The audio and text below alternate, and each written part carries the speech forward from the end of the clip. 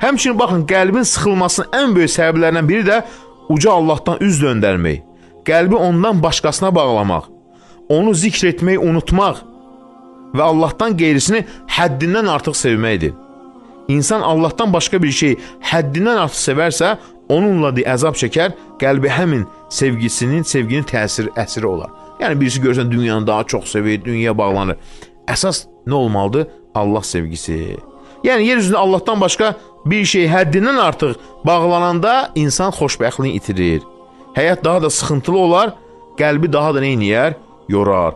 Qəlbin rahatlaşmasının biri də daim zikr etmək. Baxın, bu günlərə nə qədər zikr etdi insanlar.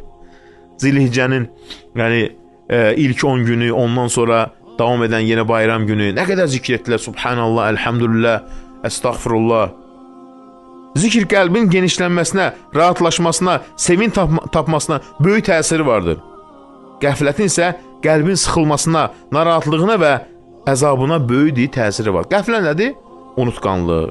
Bunlardan biri də qəlbi rahatlatan insanlara yaxşılıq etmək, onlara malı, mövqeyi və ya gücü ilə fayda verməkdir. Subhanallah. Baxın, bu günlərə nə qədər insanlar yaxşılıq etdilər, qurbanlar kəsdilər, kasıbları yedizdirdilər, insanlara əl tutdular.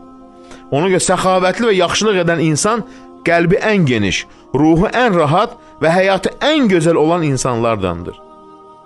Xəsis və yaxşılıq etməyən insan isə qəlbi ən sıx, həyatı ən ağır və dərdi ən çox olan insanlardandır.